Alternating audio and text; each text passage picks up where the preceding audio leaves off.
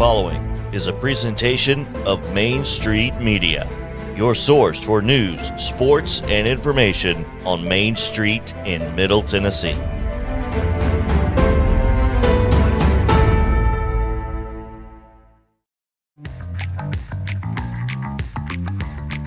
Welcome in to a Thursday edition of Main Street Sports. Today on the program, talking a little prep sports with Metro Nashville Schools AD Mr. Mark North will be joining us in about 14 minutes from now, so stay tuned for that. Also, the Men's College World Series. Well, we've got just one more to set the finals as Arkansas held on to the Rebels last night with a win and a winner-take-all today.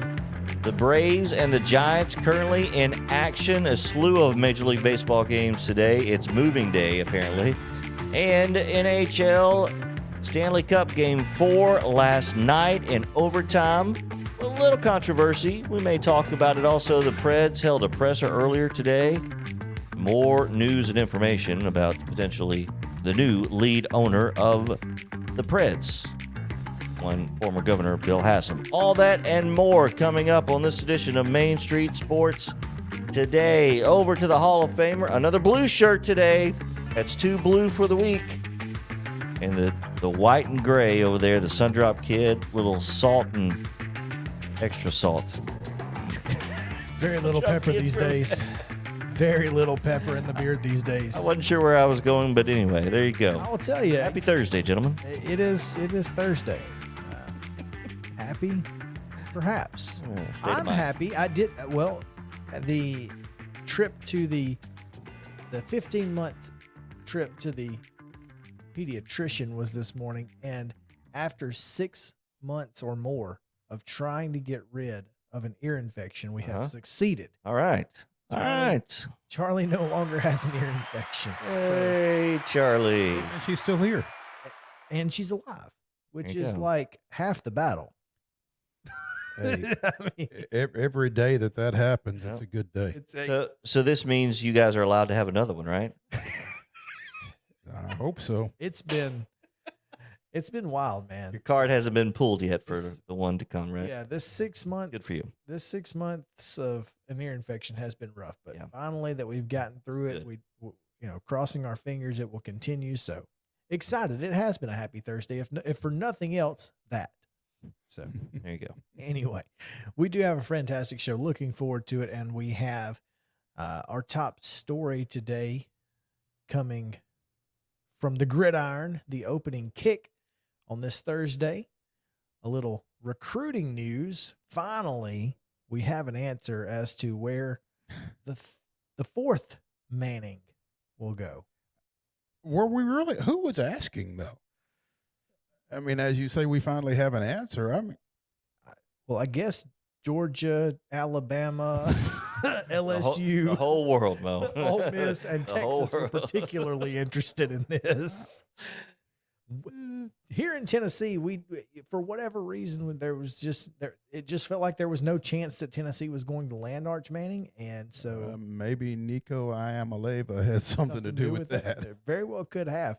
And here's the thing, with Alabama's success, in the at least recruiting star power at quarterback, you didn't think that, with Ty Simpson, et cetera, you didn't think Arch would make that move either. Mm-hmm. So Texas certainly seemed to be a place where he was the only big name to sign to that class. And then again, you've got Steve Sarkisian, who is a pretty darn good offensive mind.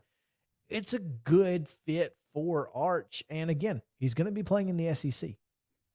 Yeah, I think that's the point that kind of gets missed in this. He's signing with Texas, or he's committed to Texas as part of their 2023 recruiting class, but he's going to play at least 2 seasons in the SEC. At least 2 seasons in the Southeastern Conference. Yeah, well, depending on how long he stays.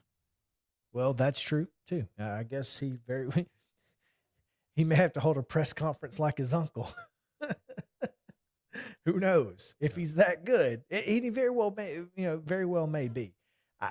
I'm not super surprised. I think it's a good fit for him, and congrats to the kid. This is a tough thing for for kids like Arch Manning and for Ty Simpson, this is a difficult process, and they finally get it over with. With all due respect to Ty Simpson, I think you're comparing apples and lug nuts. I think, when you come from the pedigree that Arch Manning is coming from, I just think that, and our buddy Bruno Reagan, had a tweet earlier today about the pressure that I think the pressure that this kid is under is unlike anybody else. And granddad, both of his uncles, his granddad probably should be in the NFL Hall of Fame. Well, absolutely. Is Peyton in? Has that happened yet? Yes, because his bust has the that's right 37-inch the 6 head. Yeah. Eli's gonna be. So the expectations for this guy are just through the roof, and anything short of 5 touchdowns and 600 yards in his debut is going to be a failure. It's just tough. To remind me, because I was young, I didn't care about Ole Miss football, but you were covering Tennessee when Peyton was there. What was the expectation for Eli? Was it, following in his dad's footsteps at Ole Miss? Was that expectation there, and how does that compare to this? I think that expectation was there for Eli, again, coming off of, what Peyton had done earlier, playing for David Cutcliffe, who had been OC at UT when Peyton was there. Again, going to his dad's alma mater, where the speed limit was 18 for Archie's jersey number all over campus. So the expectations were there for Eli, but but there was no Twitter. Right. There's a difference now. Oh, absolutely. And because he can see the pressure coming from the fan base, whereas those guys really didn't have to. The only pressure was coming from news media, because that was the only thing you could see physically or hear, necessarily, or sports talk radio and that sort of thing. And it wasn't even that big in the early 2000s. Right.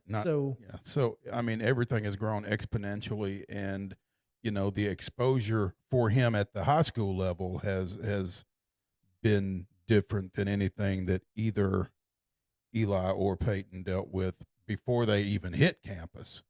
So I'm far more concerned where that wide receiver ends up, because that cat was he may have been the real star of the show. And when you've got a quarterback rolling up numbers, he's got to be throwing it to somebody. Somebody's helping him out. Yeah, he ain't throwing to himself. No, Marcus Mariota's here. So it bears watching, and like you said, he's in what you would think would be a good situation with a Steve Sarkisian at Texas. But man, it's gonna be a show. How many additional years to his contract did Steve Sarkisian just add? At least 2? You would think, but the flip side of that is, Joe Tessitore and others be damned.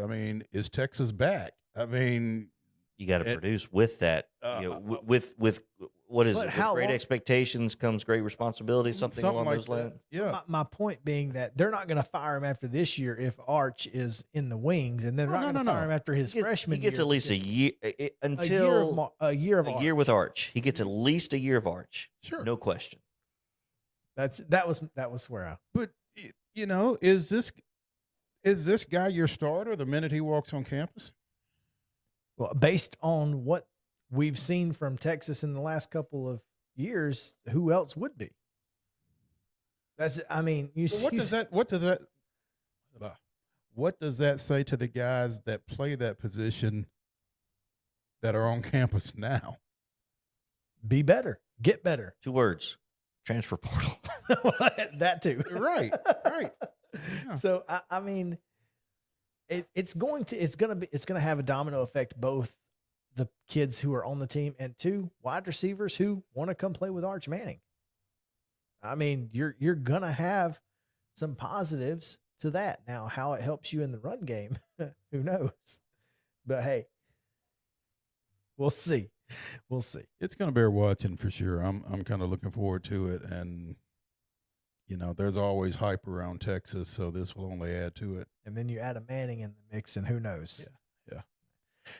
Let's send it back to JP in the corner before we take a break for today's rundown. Give it to us. You could have just Is the rundown. Alrighty then. Here we go. We've got yesterday results. That would be Wednesday.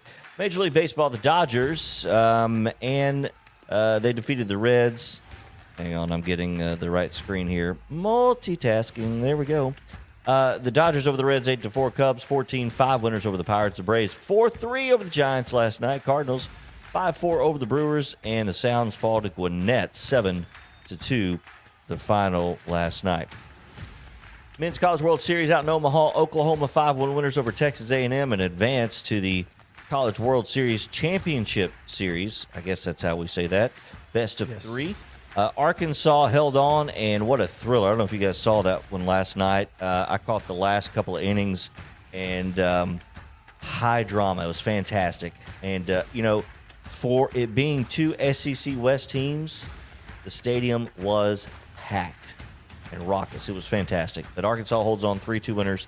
That's because Arkansas drink all those Jell-O shots. Sure. So they'll do yellow shots. Well, I don't know how you do that. Yeah, you don't really drink them. Work on Just that. kind of slurp them down, right? Yeah, I don't know. Yeah. That's a good question. It's almost eating a Jell-O shot, I guess, because it's Jell-O. You eat Jell-O. Yeah. All right. They'll play again today. More on that in the schedule coming up. Avalanche last night, 3-2 winners at overtime over the Lightning.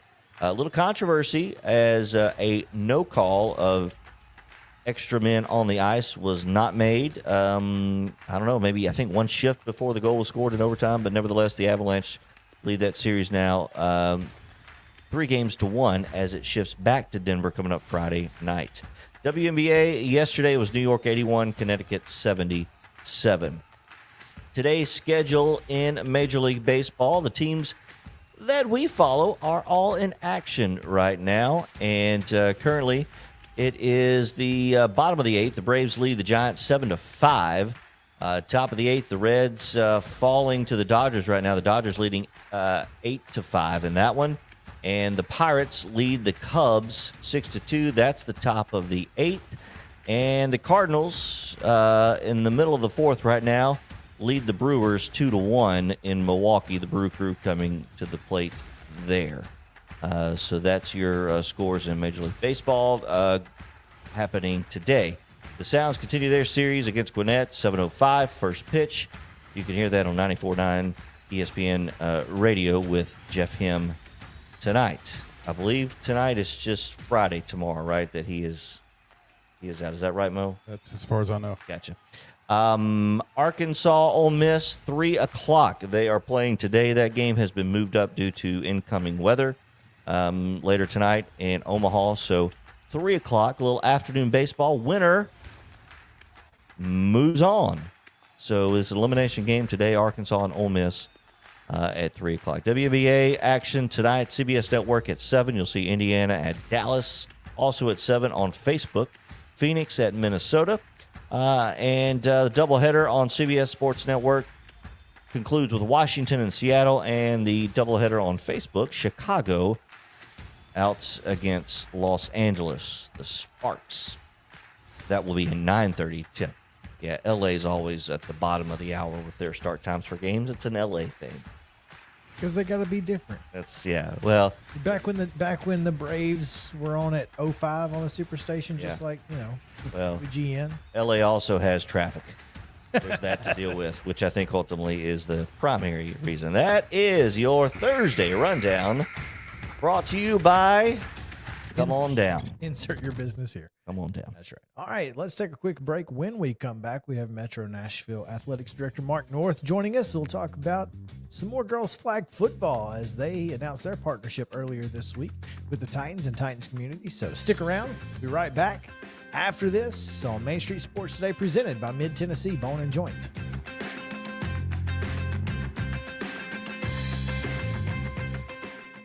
Mid-Tennessee Bone and Joint treats your orthopedic injuries and existing conditions. Our trained physicians will get you back in the game faster.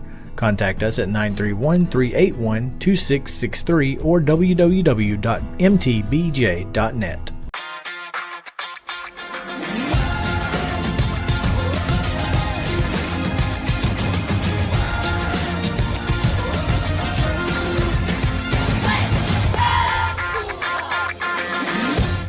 Hey folks, while we take a quick break from the show, I want to tell you about our friends over at Custom Stone Handlers in downtown Columbia. Ed Rich and his team at Custom Stone Handlers believe in leadership. And outside of the military, our greatest leader building platform is sports. Custom Stone Handlers proudly encourages young people to get in the game.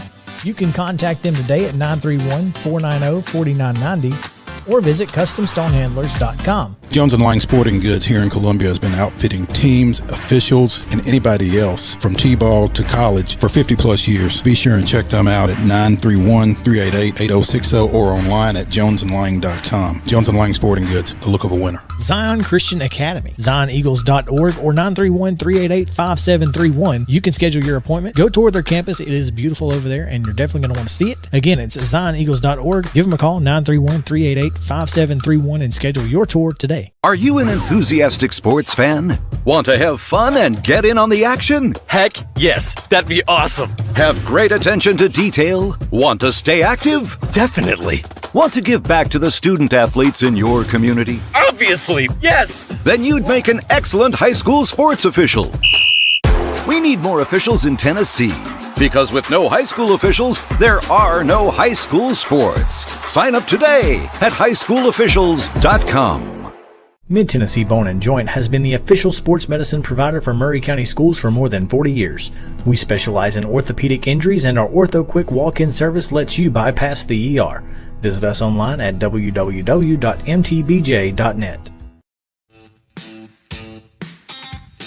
Welcome back to Main Street Sports today on this Tuesday afternoon. Quick update in Major League Baseball, in particular the Braves. Now top of the ninth, 7-5 Braves lead it, 3 outs away. The Giants at the plate. Jansen on the mound for Atlanta. So that's the latest there from that one. So fingers crossed, fellas.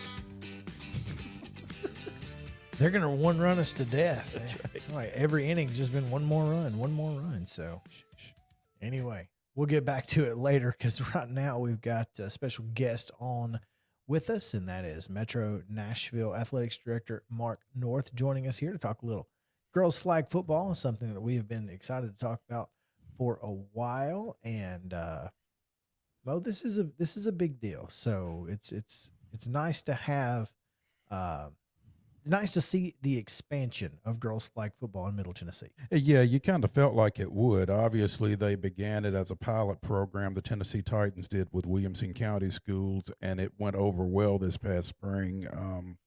Played their championship tournament down at Nissan Stadium. You were actually there for that first weekend in May. And again, it felt like it was creating some buzz, certainly across the mid-state and probably throughout the state. You know, we'd gotten reports of other areas, other school systems showing some interest in it. And the next one to take it on is Metro Nashville. And so joining us here on Coach's Corner, presented by From the Heart Cafe over in Chapel Hill, Renee Hart and those folks taking care of people throughout Marshall County and southern Middle Tennessee. So they got some really good stuff over there. Be sure and go check it out.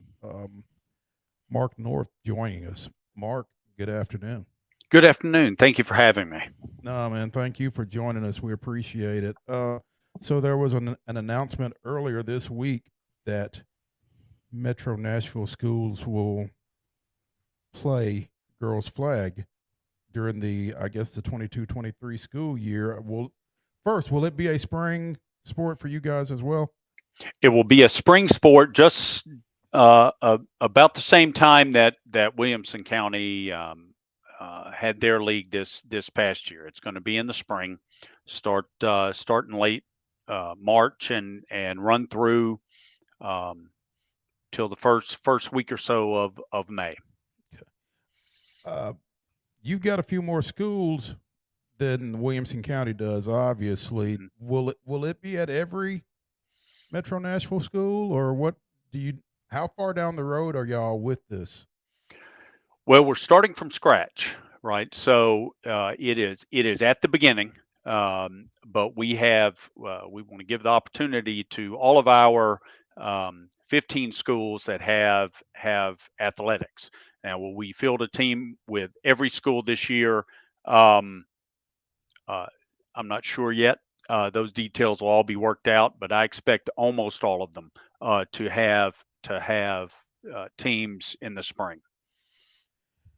Would you see any type of scenario where you guys and Williamson County's programs might be competing against each other, or will this be strictly, Metro Nashville competition this time around? I think this coming spring it will just be Metro Nashville. I think there will be conversations. They have a year under their belt, so we can learn from them. But I don't think I think this will be a separate, almost another pilot program this year. But I expect it will catch on quick, and I think the TSSAA will keep a close eye on it, and it may expand sooner rather than later. Did you get a chance to go out to any of those games this past spring? I did. I went out to Franklin one day, and of course they play 3 games, and so I got to see 3 games, and I went to the some of the championship tournament there at Nissan Stadium as well. What is it about girls flag football that interests you to be able to add this to Metro? Well, there are a couple of things. First of all, it is fun. The coaches were having fun. The kids were having fun. They were excited about it. It is and now you've gone to some of those games too, and most of your audience hasn't, but it is a fast-moving game. It's quick, it moves, it's exciting. The level of play is high. It's fun to watch, and it's obviously fun to play. And that was that's what sort of sealed the deal for me. I think that's one of the reasons that softball has been so successful in recent years is because of the fast play of the game. So seeing, if you've watched any girls flag football, they don't mess around. They get up to the line, they snap it, they're playing because the clock is moving so quickly. So that, you kind of have to, and that you're exactly right. It is a quick moving game. And, what has been the response from your schools? Are they excited about this? Is this something they're looking forward to taking on and, kind of really embracing it like Williamson County did?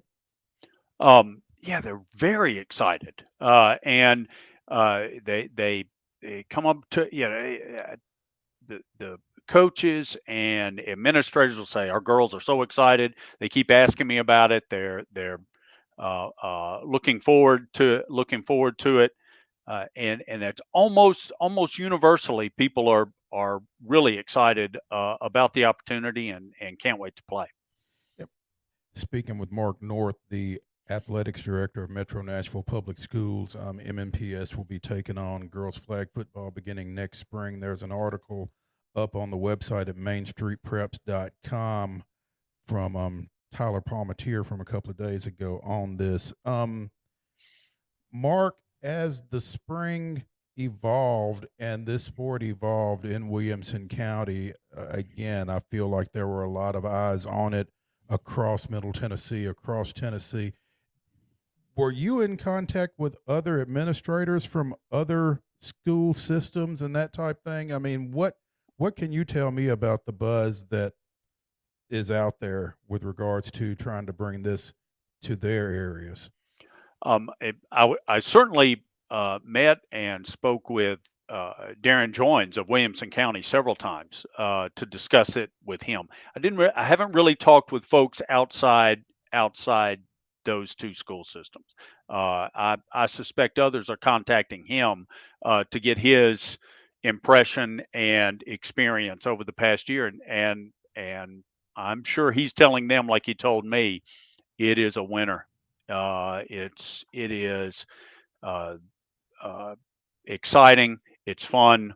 The coaches are really enjoying it, and the girls love it. Tennessee Titans will be in partnership with you guys on this, and I'm sure that really, particularly in the early stages of this venture, makes it a lot easier for y'all to tackle.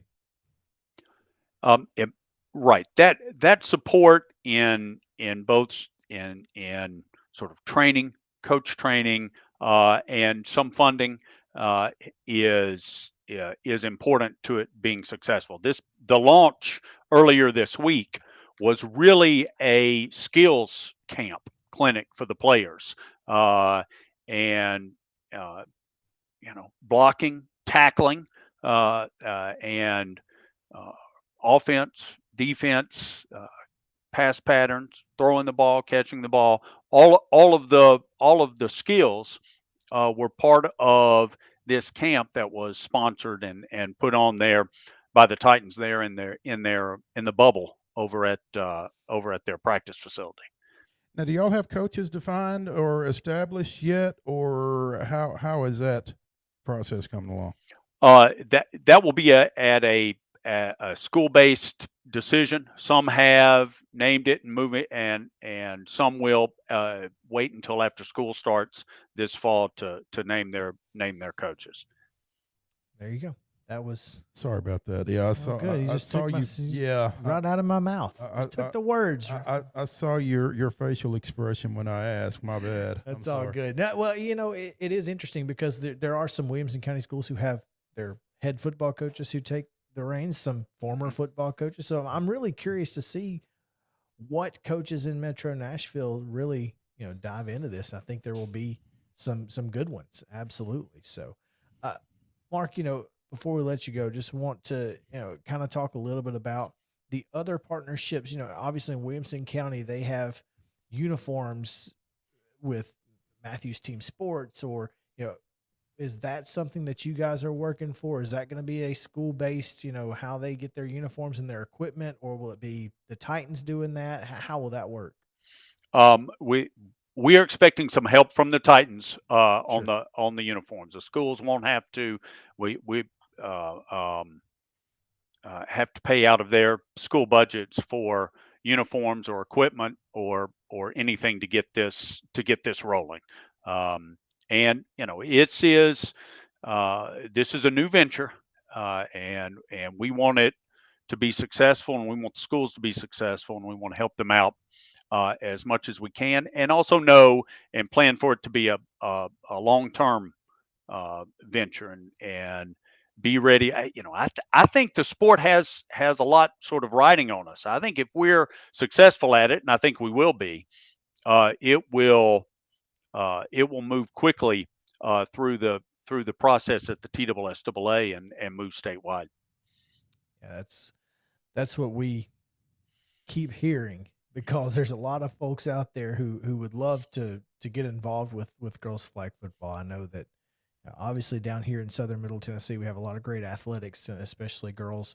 So it's important to see the TSSAA get behind this. And we've talked with several different people at that level, and they kind of share the same sentiments, Mo. Yeah, everybody seems to be excited about this, and so it's nice to see a second school system come on board with it.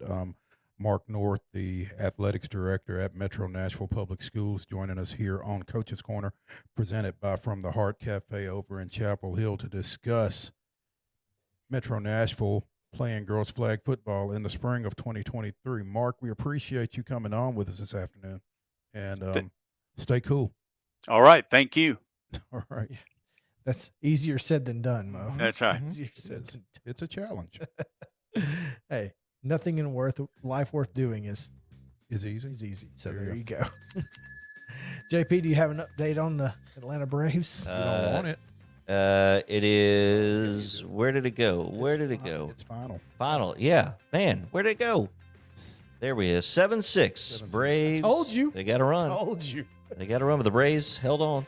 They started scoring their 1 run per inning a little too late. Yep. Thank goodness. Right. Thank goodness. Right There we got go. the win. So, Right got the win. Did Right got the Kenley win. Jensen get the save? Yes. He did. He Yes. did. So That's what he was doing. He was just making sure that it was a save opportunity. Well, you can't create your own save opportunity, but it was when he came in. By the time he came in. Yeah. So they took 3 or 4. Took from 3 the or 4 out of the Giants. Giants. And the one they lost probably shouldn't have. But anyway, let's not get greedy. Let's be happy with 3 out of 4. Happy with 3 out of 4. Dodgers coming in. We'll talk more about this later in the show. We will. We will. Looking forward to it. All right. When we come back, we've been talking College World Series in this next segment pretty much all week and a lot of last week. So we'll just keep doing it. So stick around. Main Street Sports, today presented by Mid-Tennessee Bone and Joint, is back after this.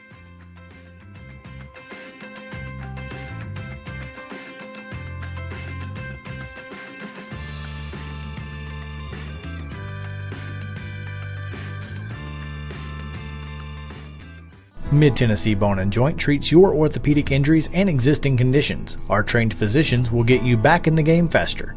Contact us at 931-381-2663 or www.mtbj.net.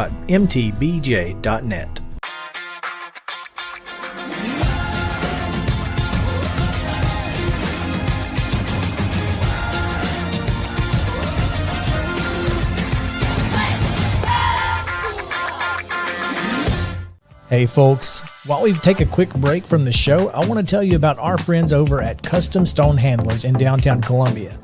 Ed Rich and his team at Custom Stone Handlers believe in leadership. And outside of the military, our greatest leader building platform is sports. Custom Stone Handlers proudly encourages young people to get in the game. You can contact them today at 931-490-4990 or visit CustomStonehandlers.com. Jones & Lang Sporting Goods here in Columbia has been outfitting teams, officials, and anybody else from T-ball to college for 50-plus years. Be sure and check them out at 931-388-8060 or online at jonesandlang.com. Jones & Lang Sporting Goods, the look of a winner. Zion Christian Academy, ZionEagles.org or 931-388-5731. You can schedule your appointment. Go tour their campus. It is beautiful over there, and you're definitely going to want to see it. Again, it's ZionEagles.org. Give them a call, 931-388-5731, and schedule your tour today. A game without a crowd is just a scrimmage. A performance without an audience is just a rehearsal. Without your presence, high school sports and the performing arts aren't possible. Ensure that these essential extracurricular activities continue to enrich the lives of students in Tennessee. Purchase a ticket to your local high school's game or performance. This message presented by the TSSAA. Mid-Tennessee Bone and Joint has been the official sports medicine provider for Maury County Schools for more than 40 years. We specialize in orthopedic injuries, and our Ortho Quick walk-in service lets you bypass the ER. Visit us online at www.mtbj.net.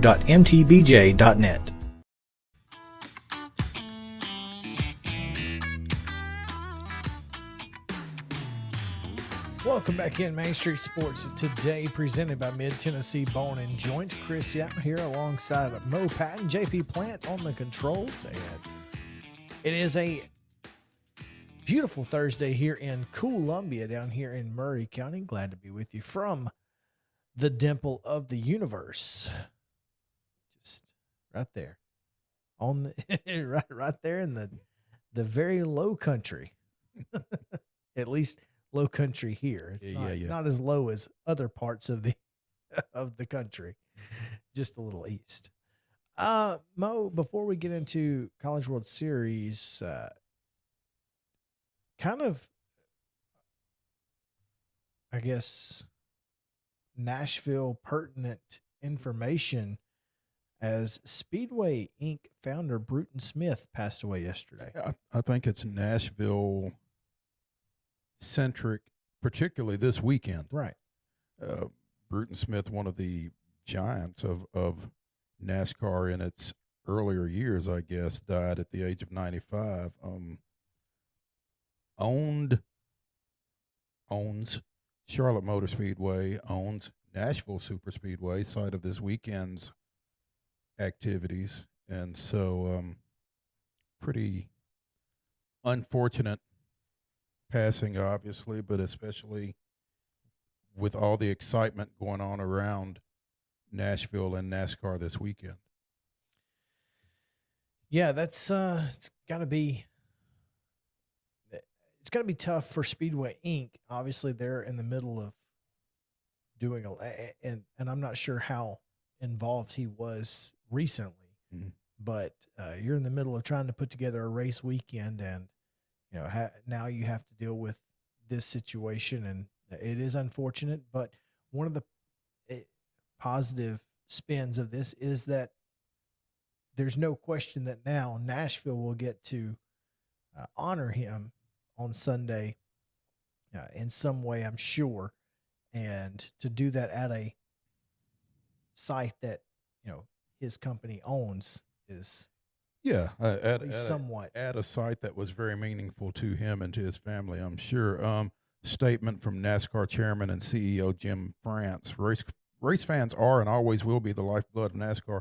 Few knew this truth better than Bruton Smith. Bruton built his racetracks employing a simple philosophy: give race fans memories they will cherish for a lifetime. In doing so, Bruton helped grow NASCAR's popularity as the preeminent spectator sport. His vision and legacy inspired many, and his fan-first mentality remains today through his son Marcus. On behalf of the France family and all of NASCAR, I offer my deepest condolences to the family and friends of Bruton Smith, a giant of our sport. Member of the NASCAR Hall of Fame, member of the Tennessee Sports Hall of Fame, and certainly send our condolences out to the family of Bruton Smith, who passed away yesterday at the age of 95. Yeah, absolutely, no question. Moving on into the College World Series, yesterday Oklahoma was able to pretty much dominate their way through Texas A&M, but as they have everybody else. We as we said yesterday, the wrong Oklahoma team got the national seed. Yeah, no shade at Texas A&M. No, I mean they were just the latest victim. Absolutely, 100%.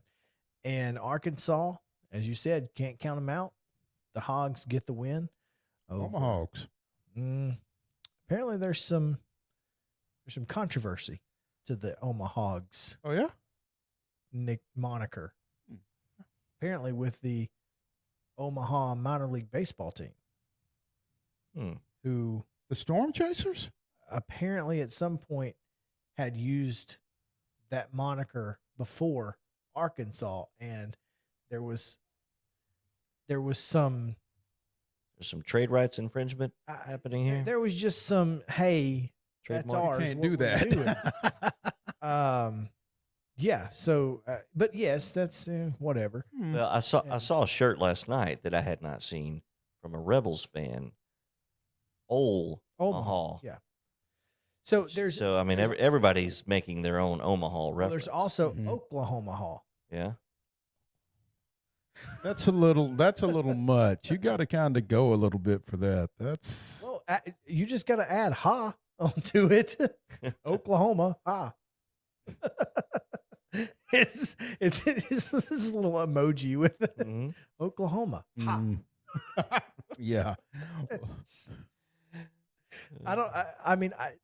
was some, and I don't remember where I saw it on Twitter, but it was. I'm looking for it. I'm trying to Google it, and I'm not coming up with anything controversial. But oh, wait a minute. Okay, this could just be Captain Chaos trying to find. No, there was a ranking of the Omaha there was a media ranking of who made Omaha fit within their thing best, right? And number one was the Omahogs, but then someone who is a local media person informed everyone of this issue. Well, I don't think anybody who played for the Omaha Hogs is going to be taking any issue with this, because that was a minor league baseball team that played in the Western Association, Western League, and Western League 2 from 1889 to 1901.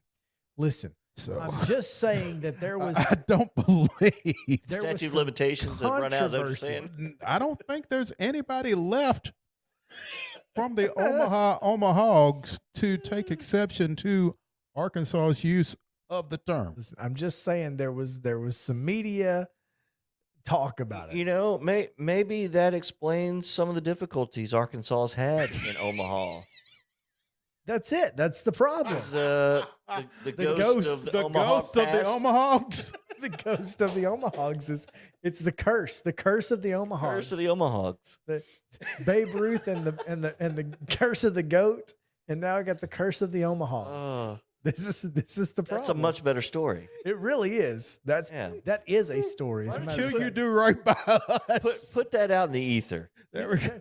That's Chris, see where the that story. goes. I mean, Yeah. if Absolutely. Arkansas were to not Mm-hmm. win today, or were even to lose to Yeah. Oklahoma, that would 100% be my Or story. some random error that happens that normally doesn't. like not catching a foul ball down the right field line to close out Yes. the championship game. Exactly. now we're thinking this might be real. I'm just saying.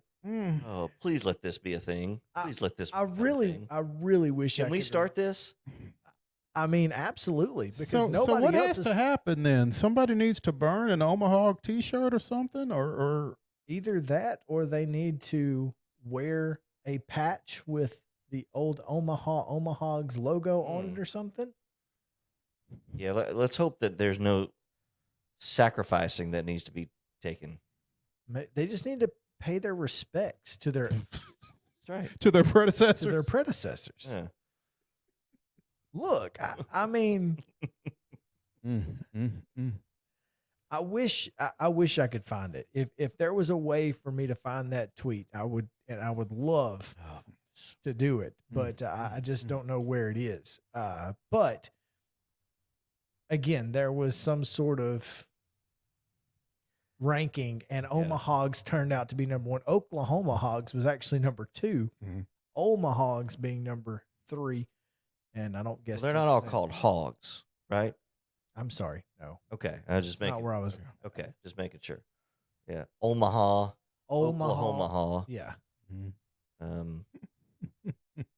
Do you have the list? Or there? I think those are the 3. I don't think Texas A&M had anything. Oh, so they were just doing the ones from this year.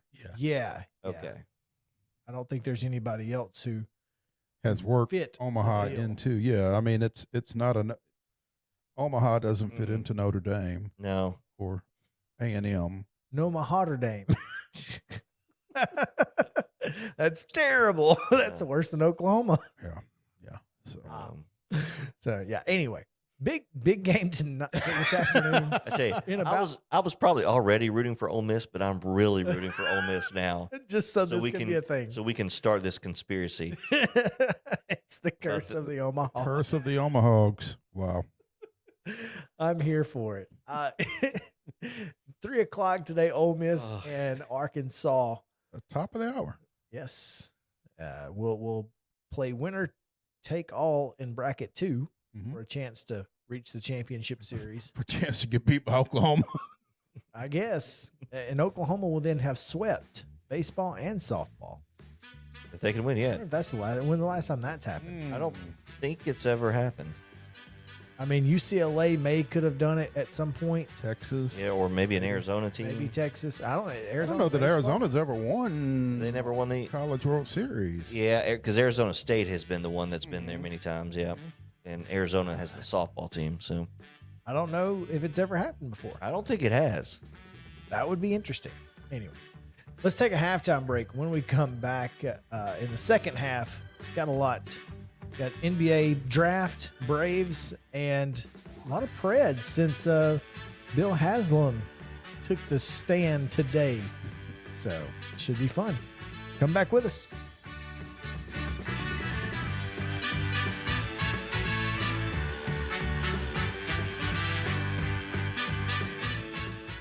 The city famous for its music is quiet now, but it's about to be overwhelmed by the symphony of speed. Nashville Superspeedway will be rocking from the pit to the grandstand. June 24th through 26th, the Ally 400 NASCAR Cup Series race weekend brings a mix of incredible racing and live entertainment. Tickets are going fast, so visit NashvilleSuperspeedway.com today and join the full throttle fun.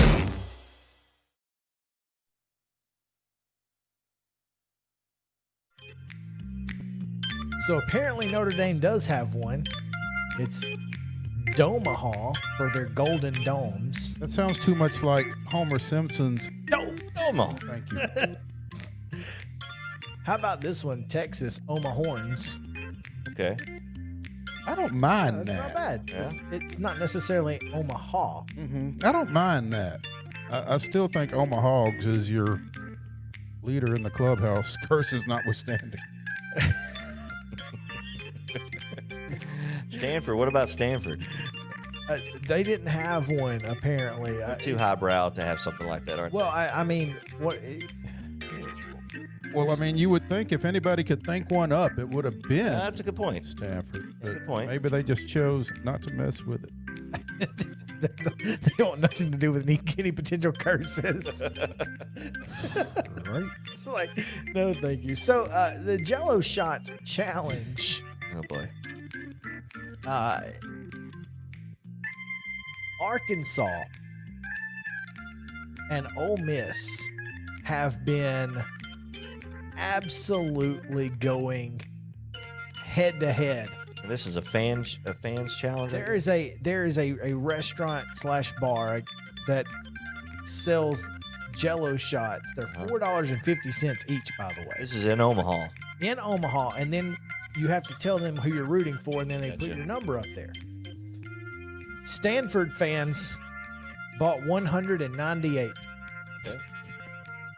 And we're not surprised by this. Well, they weren't there long enough, really, to get many more than that. Well, that's true, but they're also Stanford, so I don't see them doing a whole lot of Jello shots. No, that's not the Jello shot.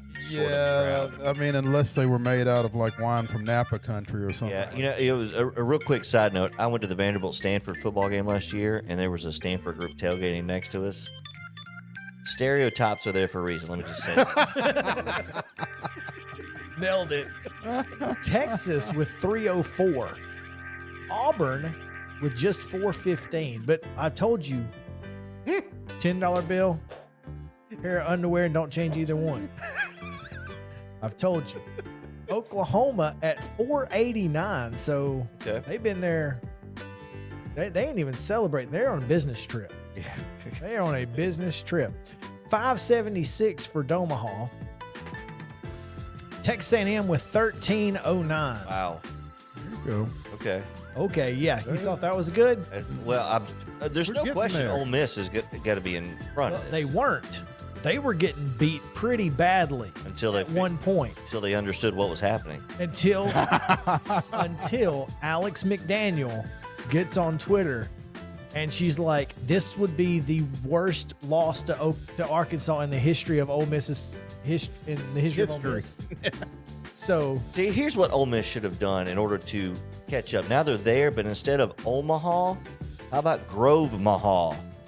Then they would have been out in front of this the whole time. Oh. Grove Mahal. Arkansas. That's not bad, Mr. Plant. There we go. Yeah. Number 3 is Texas A&M. Are we surprised that the SEC schools are Just at the top means of this? No, more. we're not. But Arkansas, 8,378. And who's number 2? Arkansas is number 2. With how many? 8,378. Arkansas is number 2. Okay, what's number 1? 8,766 for Ole Miss. So they rallied. They rallied Yeah. big time. And they will not lose this. No, they will not. They lose will. this. The if only they way lose they tonight, lose this is if no, they'll stay in Omaha Until. to win this, if nothing else. it is their telling you. consolation prize. Ole Miss has bought $39,447 worth of Jello shots. You know how much it costs to make a Jello shot? About Not 13 bad. cents. So is this restaurant bar is Is it going towards any sort of charity or anything? I'm not shaming them if it's not, but I'm just curious. I don't think so. I think he's just making. I mean, it's a hell of a business idea. Look, right? It has its own Twitter account. Oh. And it didn't start until this year. The Twitter account started this year, 15,000 followers. Oh, it will be gangbusters next year and moving forward.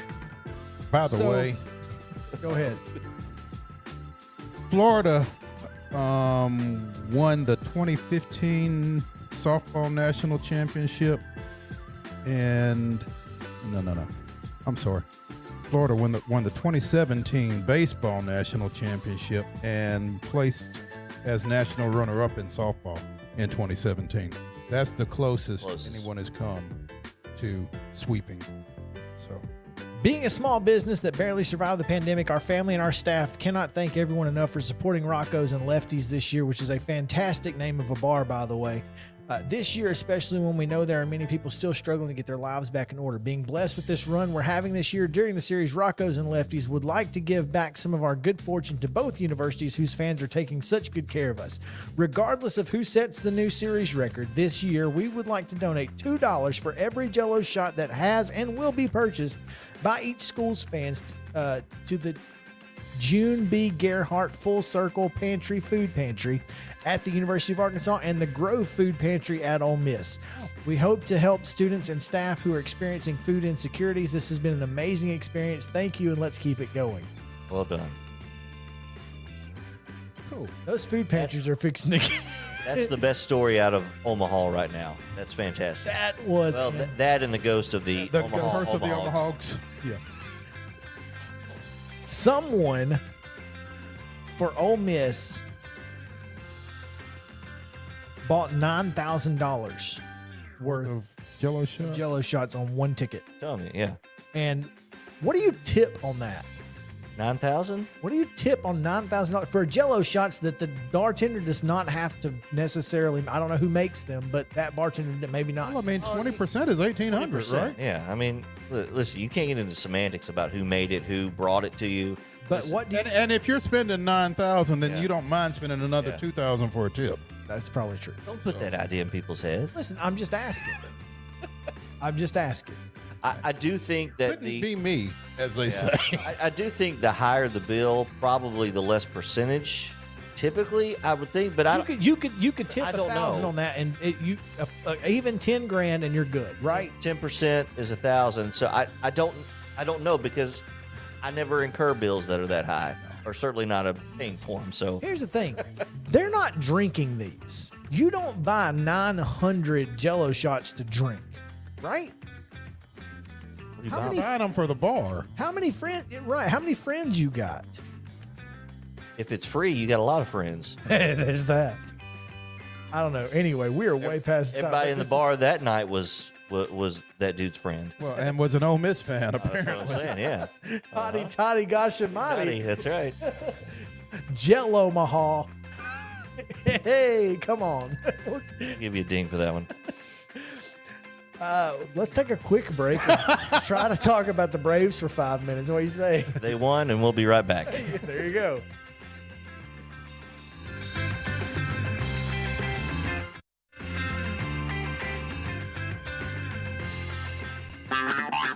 This is Chris Yao with Main Street Sports Today. Every show, Mo Patton and I welcome friends from all across the sports landscape, from high school coaches and reporters to national, college, and pro sports personalities. You never know who might stop by for a chat.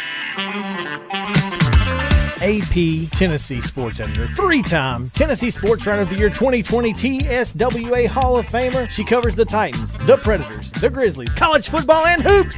Please make welcome Teresa Walker. Former University of Tennessee, former Team USA Olympian, ex-Cy Young Award winner, R.A. Dickey. R.A., did I miss anything? Man, that was sweet. Yeah, I need to listen to that before I go to bed every night. That was nice. Has 5 sports Emmys. That's not bad for the other guy in Wham, Ryan McGee. The other guy in Wham married the best looking girl, Bananarama. So the other guy in Wham had a pretty good life. From preps to pros, we're taking on the sports topics you care about. Tune in across Main Street Media social platforms at 2 p.m. or on demand on your podcast distribution platform of choice. Reminder that we got Drew Hill, the Daily Memphian, coming up. Preview the NBA draft tonight. What are the Grizzlies going to do? All that and more coming up. But we want to get right to our daily Brad. I've been having, sounds like I've had a Jello shot or two.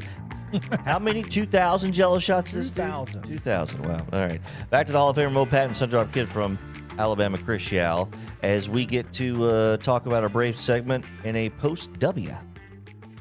That's right. Yeah, that's a good thing about day games, I guess. Yeah, we could talk about both of them. When you win them. Especially when you win them. That's right. Yeah, so again, Braves with a 7-6 win over San Francisco just a few minutes ago to complete a series win over the visiting Giants. They won it 3-1, and most of them in pretty enthralling fashion. Again, 7-6 today, 4-3 last night, 2-1 on Monday. Yes. And even the one that they lost Tuesday, 12-10, they gave the Giants a scare late. Matt Olson's second home run of the ninth cut into a 12-8 lead before they finally faded. So last night, not easy, though. No, and none of them have been easy. I mean, the Giants are a good ball club, man. That's the thing is, and again, they've only beaten the such and suches. Well, yeah, who cares? Yeah. Give us they beat who they played. Bet is what I'm saying. Because Guillermo Heredia, Phil Gosselin, no Austin Riley, Ozuna in no left. Acuna, Right. No Duvall. No Duvall. Duvall, who had the game winner last night. I mean, come on, y'all. Dansby Swanson with a 2-home run day. Matt Olson had another one. He had hit 3 home runs and 3 at-bats at one point, right. Going back to last night's solo homer in the ninth. Then he led off the top of the bottom of the first with a home run, and then in his next at-bat he hit one. So, dude, he said, try to leave me off the All-Star roster, see what happens. Try. I mean, this lineup should never have scored 7 runs. Especially off Alex Wood, who I started in fantasy today thinking this lineup is not going to hit anything off runs, of Alex Wood, and yet here we are. Yeah, it is what it is. But that's again part of this team is, for whatever reason, this has been the type of team that steps up in, when it's your time, it's your time. Sure. And the Braves historically have had some success with their bomb squad, so to speak. So wasn't a complete surprise, but like you said, that lineup didn't look like it was necessarily built to claim a series clinching win today. Kyle Wright, another great start. He has really solidified this rotation. Absolutely. I think he faded a little bit in the heat today, but no shade there. I mean, it was hot.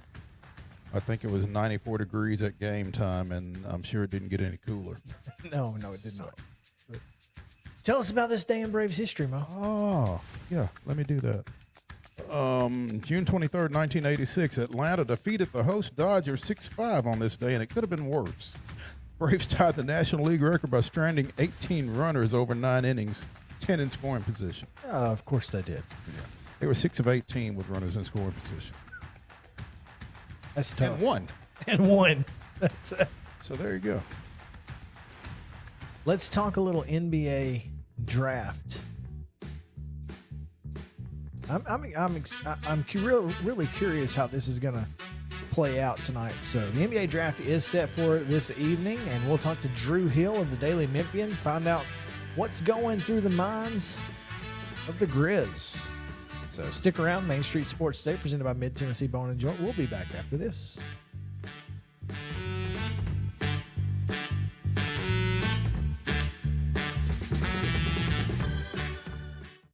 Mid-Tennessee Bone and Joint treats your orthopedic injuries and existing conditions. Our trained physicians will get you back in the game faster.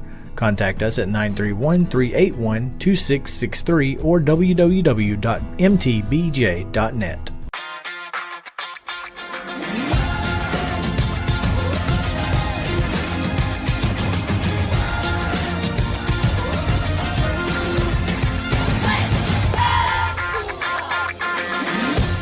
Hey folks, while we take a quick break from the show, I want to tell you about our friends over at Custom Stone Handlers in downtown Columbia. Ed Rich and his team at Custom Stone Handlers believe in leadership. And outside of the military, our greatest leader building platform is sports. Custom Stone Handlers proudly encourages young people to get in the game.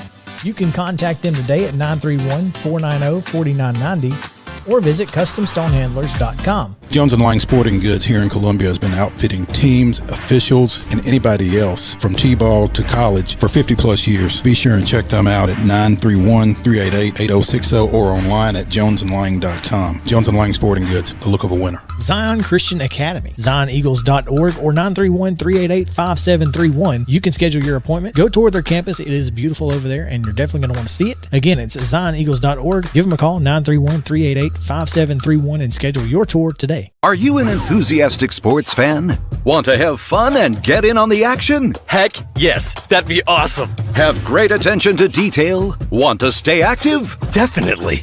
Want to give back to the student athletes in your community? Obviously, yes. Then you'd make an excellent high school sports official. We need more officials in Tennessee. Because with no high school officials, there are no high school sports. Sign up today at highschoolofficials.com. Mid-Tennessee Bone and Joint has been the official sports medicine provider for Maury County Schools for more than 40 years. We specialize in orthopedic injuries, and our Ortho Quick walk-in service lets you bypass the ER. Visit us online at www.mtbj.net.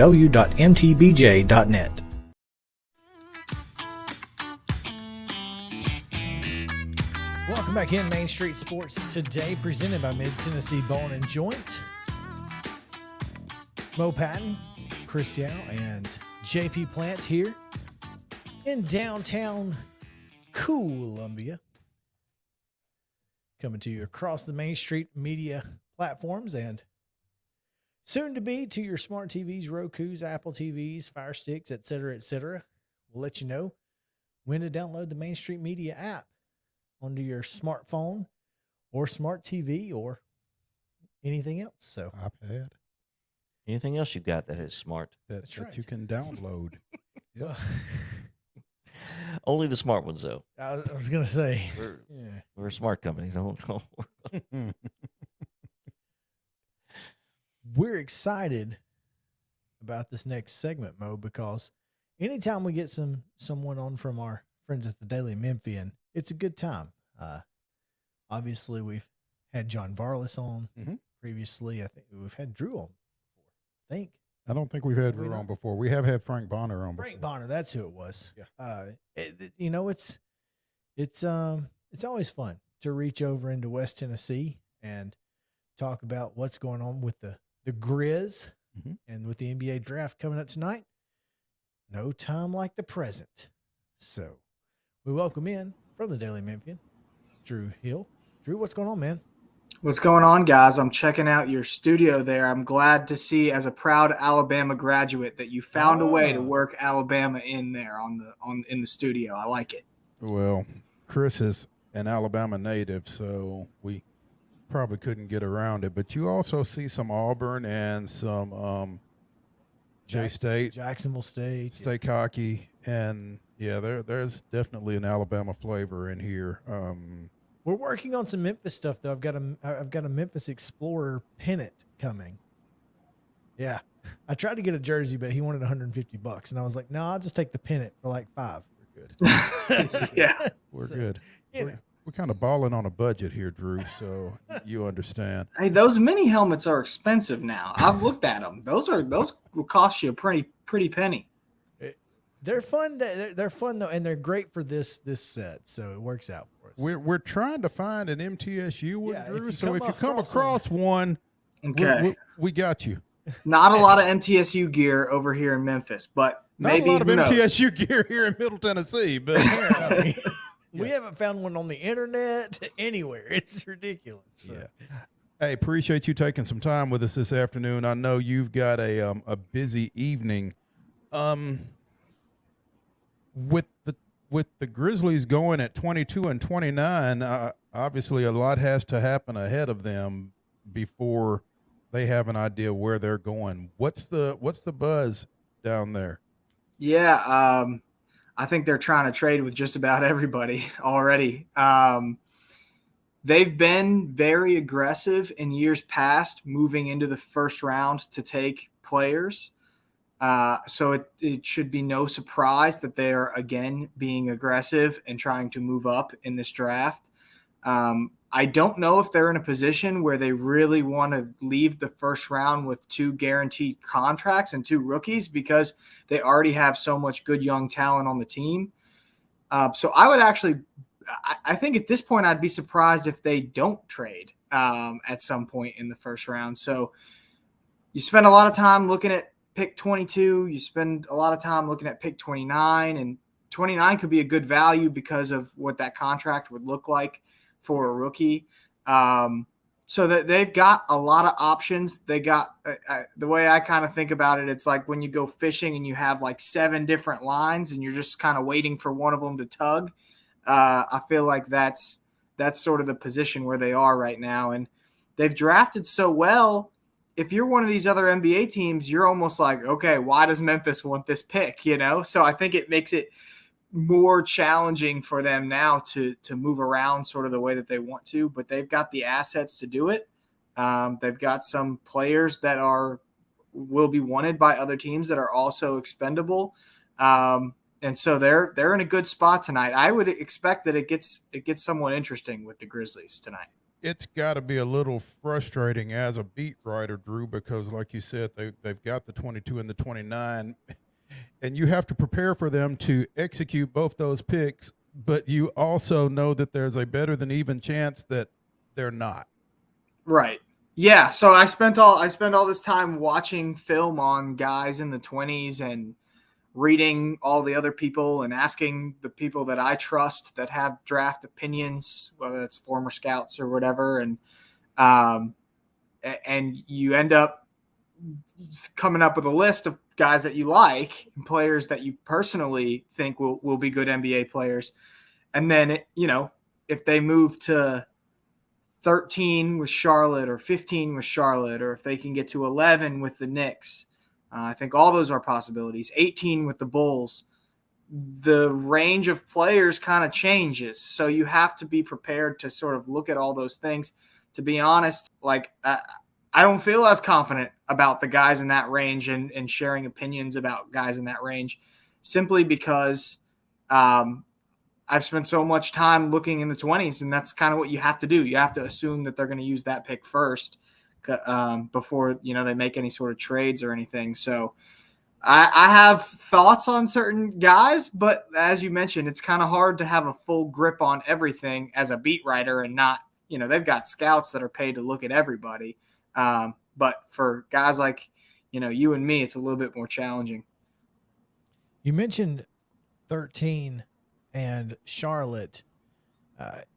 And I know that this is probably not necessarily a need for the Grizzlies, but is there a chance that Jalen Duren could be on the board if they do move to 13 for Charlotte with Charlotte? Yeah, I think there's a chance that he would be available. Would they take him? That's the question.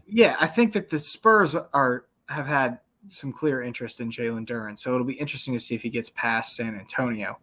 But it really depends. Jaren Jackson Jr. has been great at the 5 for the Grizzlies, and a lot of people see him because he's so good defensively as the future at center in Memphis.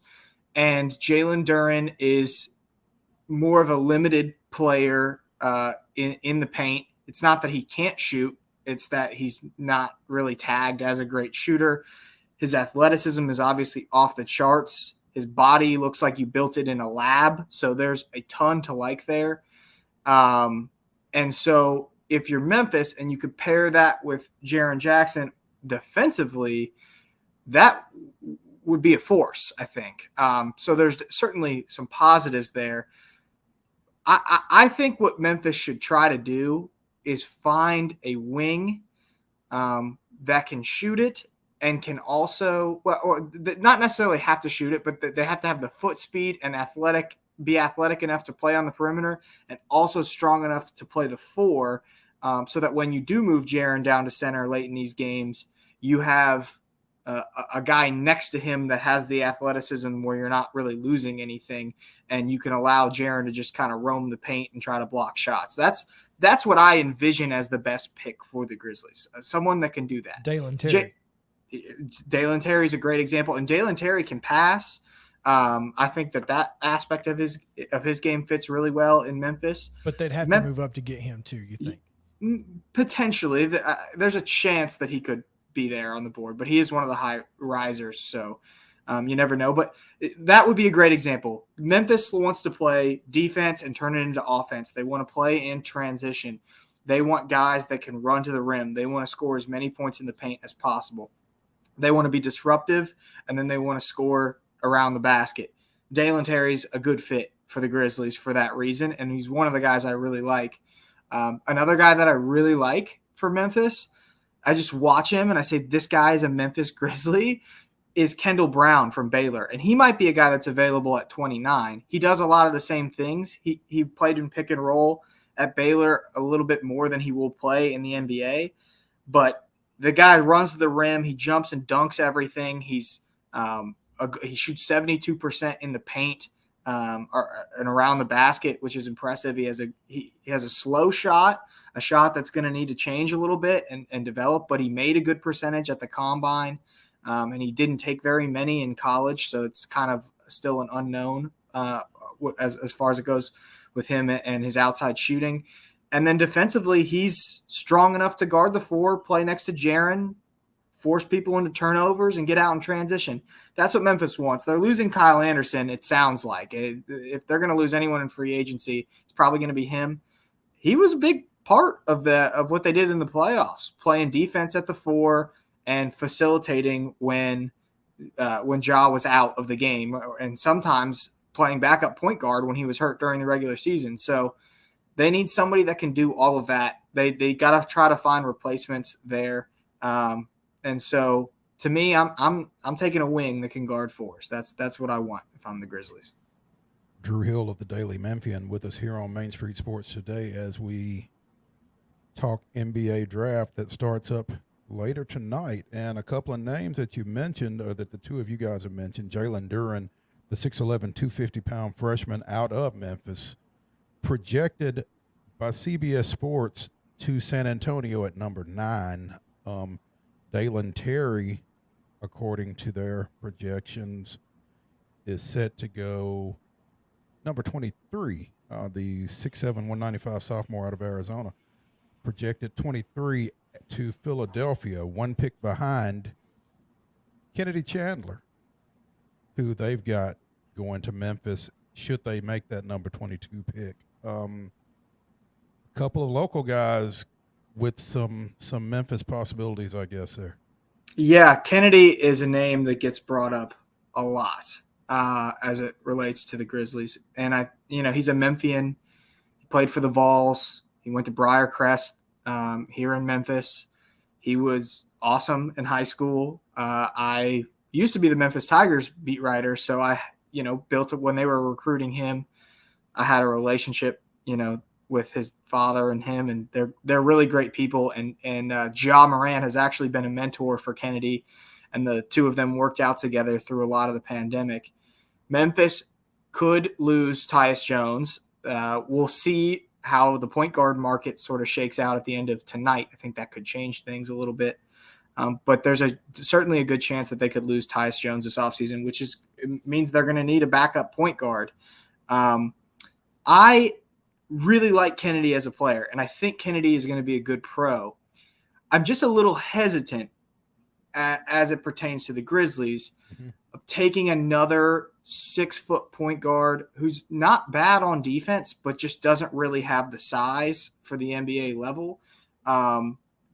And because Taylor Jenkins has this tendency to play 2 point guards together at the same time. We saw a lot of Tyus and Ja together on the court in the playoffs. I just don't know if that's going to work defensively for the Grizzlies to have two really small guys out there. And so I would probably lean in a different direction if I were Memphis than Kennedy.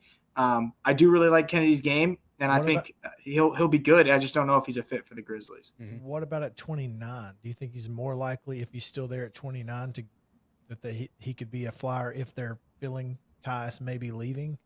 Definitely. Yep. I think that would be really good value. Yeah. If they're at 29. Yeah, if he's there at 29. Well, if Memphis is at 29. Well, if either of them. Yeah. Because it's very, very possible they might not be. Neither of them is. Yeah, sure. Drew, do you feel like it is Jabari Smith and Chet Holmgren at the top of the draft? Man, that is one of the most interesting storylines to me, because if you follow all the betting markets and all that, there were these whispers that maybe Paolo could go number 1 overall. And so last night you start to see the market change, and now all of a sudden Paolo's the favorite to be the number 1 pick. And then you get to this morning, and I think obviously we know why that happened, right? Somebody came in with big money and put a bunch of money on Paolo Banchero and juiced him up, and so then he became the favorite to be the number 1 pick. And then you have Woj, Adrian Wojnarowski, ESPN, tweet out this morning that the big boards seem like they're very set. Immediately all the lines go off. They take them all down. And when they reopen them, Jabari Smith is a minus 10,000 favorite to go number 1 overall. So obviously there's no one more plugged in than Woj. And so that made a lot of sense. And in the time since then, here comes Paolo back up, up these betting lines. And he's last time I checked, he wasn't far behind Jabari. And so if I'm Orlando, I personally believe in Paolo's future a little bit more. I think he's a little bit better of a shot creator. He's not as good of a shooter as Jabari Smith. So I would probably lean towards Paolo. But I feel like you can't go wrong with any of these 3 guys. So you may regret one day not taking Chet Holmgren or Paolo Banchero if you don't take him now. But in this moment in particular, how could anyone blame you for just picking one of those 3 guys? They seem like the clear top 3 guys. FanDuel Sportsbook has Jabari Smith at a minus 280 favorite. Paolo is a plus 200 number 2. Chet Holmgren plus 2,300. And then everybody else is 20,000, because one of those 3 is going number 1, and it's most likely going to be Jabari Smith. But like you said, you never know what's going to happen until, Orlando is probably going to make the number 1 pick, but that doesn't mean they are going to make the number 1 pick. Who knows? It's draft night. Yeah. If Houston really wants Paolo and they feel like Orlando's going to take him, I think they'd be willing to give up some assets to make that happen. And if you're Orlando and you know Jabari Smith's going to be sitting there at 3, I would do that deal. Yeah. You're going to get a Jabari or Chet either way. Right. Because Oklahoma City obviously can only take one of the 2. Yeah, worst case scenario, it sounds like you leave with Chet Holmgren at number 3. Yeah. And that's not a bad worst case scenario, I don't think. Chet, I think, has the lowest floor but the highest ceiling of the 3. That's the way I would like. We don't know. Gary Parrish, who works for CBS, you just mentioned their mock draft. He made the point on his show the other day, and I thought it was a very good point. What NBA player do you know that got bounced out of the league for being too skinny? Like, how many NBA players can you name that the fact that they were too skinny was the reason that they didn't make it in the league? Nope. I don't think I can name a single one. Yeah. You think about the Sean Bradleys of the world, who, he had made a great career. Now, that was a different time, but who knows? I don't think that's going to be a problem. That seems like the knock on him, though. And to me, I think it'll get worked out. I don't know if he's ever going to be a built guy. Yeah. I don't know if he's ever going to be this super strong dude, but I think he has the potential of those three to be the best player. His skill set at his height really makes him a unicorn. I mean, I don't even know who his comp would be. I don't know if I can think. I mean, everyone will say like that because he's tall and he can shoot, they'll try to say Kevin Durant or something, but not really. Like he's a shot blocker on defense. Like right. he's got great timing. He's a shot blocker. That's not what Kevin Durant is. It's really hard. I don't think if we've really seen anything quite like him. Right. Which is going to make it really interesting to see where he winds up tonight. Drew Hill of the Daily Memphian with us here on Main Street Sports today. Drew, have fun tonight. Yeah. Don't work too hard.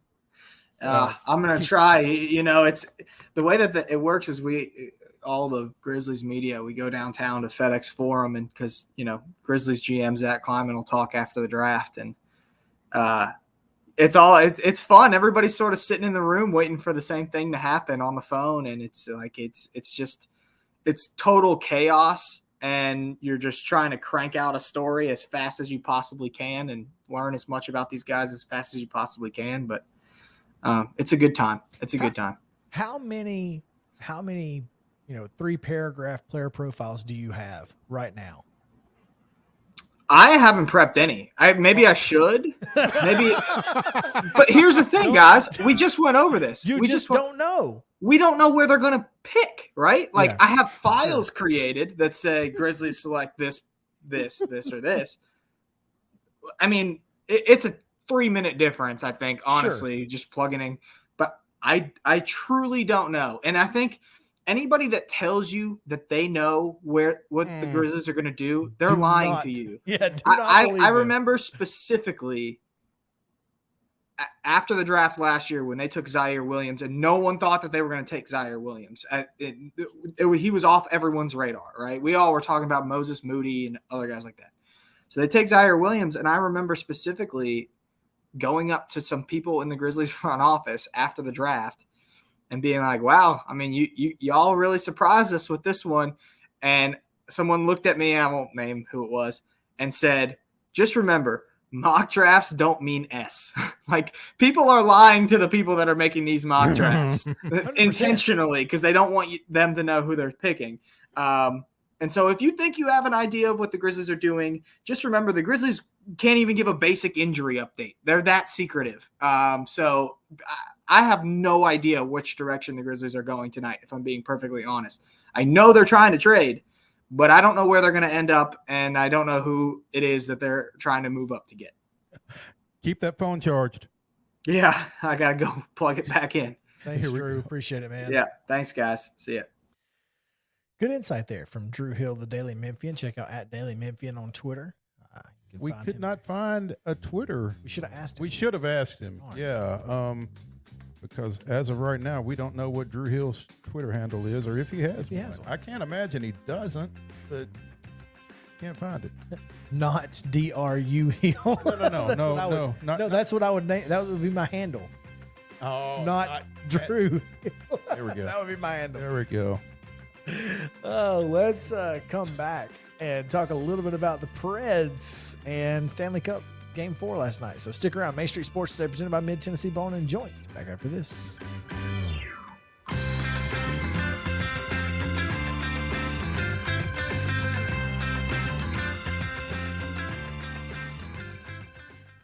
Mid-Tennessee Bone and Joint treats your orthopedic injuries and existing conditions. Our trained physicians will get you back in the game faster.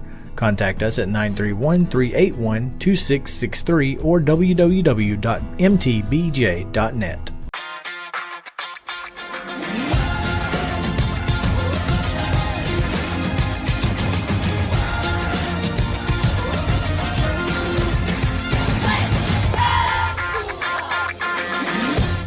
Hey folks, while we take a quick break from the show, I want to tell you about our friends over at Custom Stone Handlers in downtown Columbia.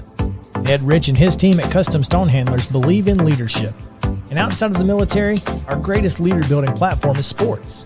Custom Stone Handlers proudly encourages young people to get in the game, You can contact them today at 931-490-4990 or visit CustomStonehandlers.com. Jones & Lang Sporting Goods here in Columbia has been outfitting teams, officials, and anybody else from T-ball to college for 50-plus years. Be sure and check them out at 931-388-8060 or online at jonesandlang.com. Jones & Lang Sporting Goods, the look of a winner. Zion Christian Academy, ZionEagles.org or 931-388-5731. You can schedule your appointment. Go tour their campus. It is beautiful over there, and you're definitely going to want to see it. Again, it's ZionEagles.org. Give them a call, 931-388-5731, and schedule your tour today. A game without a crowd is just a scrimmage. A performance without an audience is just a rehearsal. Without your presence, high school sports and the performing arts aren't possible. Ensure that these essential extracurricular activities continue to enrich the lives of students in Tennessee. Purchase a ticket to your local high school's game or performance. This message presented by the TSSAA. Mid-Tennessee Bone & Joint has been the official sports medicine provider for Maury County Schools for more than 40 years. We specialize in orthopedic injuries, and our Ortho Quick walk-in service lets you bypass the ER. Visit us online at www.mtbj.net.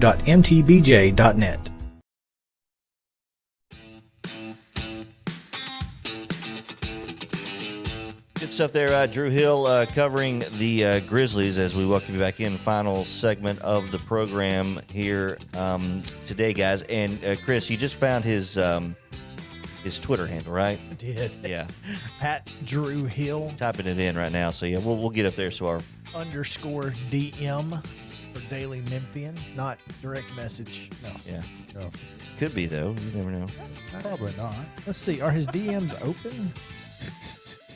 His DMs are open. Oh, so I guess it could be. You could slide on into the DMs. You could, in fact, if you are so inclined.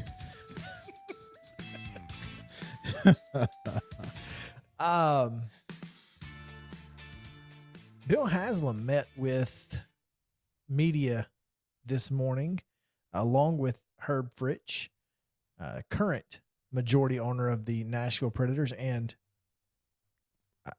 I guess at some point in this 3-year transformational period, there won't be a majority owner. Well, I would guess, as Bill HASLAM acquires more shares of the Predators, I wouldn't think I wouldn't think at any point they would have the same amount. Right, but who will one of the other minority owners actually have more than both of them at some point? Is my question.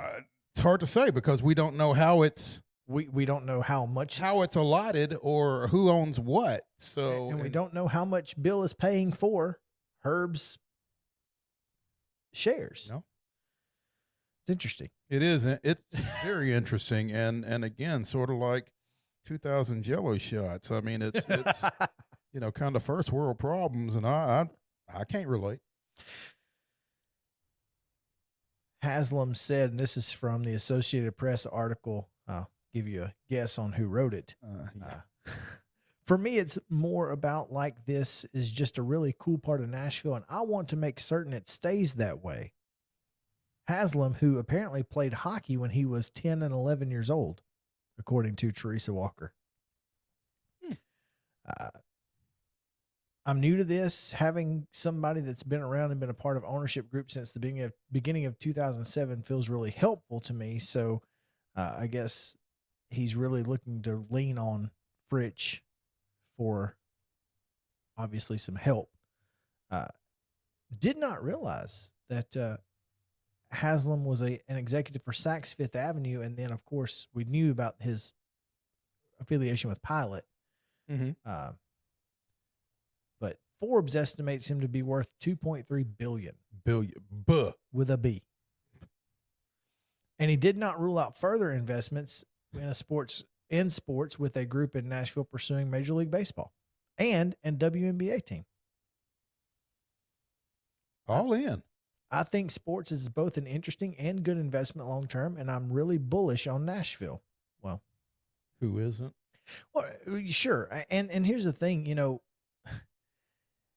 this is a little unprecedented for a former governor to really, put himself back out there like this in sports ownership. I can't think of anything like this happening. I can't.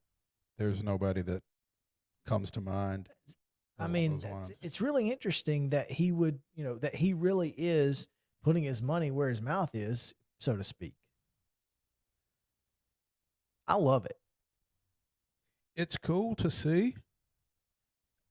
The only concern is, as we talked when we first heard this, when you start associating HASLAM and pro sports, it kind of gives you a little bit of a chill. Hey, calm down.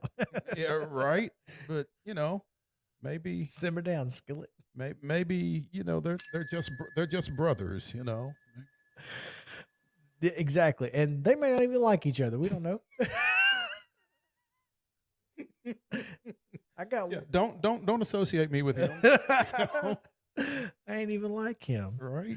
But yeah, so Preds are in a transitional period, and unfortunately, it looks like they may be transitioning at the forward position, because it's looking more and more like Philip Forsberg is not going to be a Nashville Predator. So that's unfortunate. That is unfortunate. And I don't know where you can go from here if he isn't. He'll be Scoresburg somewhere else, I guess. In Calgary. Oh, that's what they say. Why would you go to Canada if you want to win a cup? Haven't won one since '93. I'm just saying. Maybe he knows some we don't. Every time I watch both regular season games that I've seen the Predators play, they've played Calgary, they've lost, and in the last one we lost UC Soros. So I'm not going back. That's a good idea. I'm not going back. You're banned. I'm banned. Self-banned. Self-banned from Bridgestone. So there you go. Come back tomorrow. Oh, I guess we said we'd talk about the Stanley Cup. So Avalanche won. They're going back to Colorado, and they're going to win it in one of the next two games. So there you go. Yeah, they lead 3-1, right? There you go. They're going to win it in Colorado. They just wanted to lose one game so they could win it there. That's all you need to know. Seems to be working. Yeah. Tomorrow, we will have Willie Donick. That's right. At 2:15, who will be pinch hitting for Jeff Hem.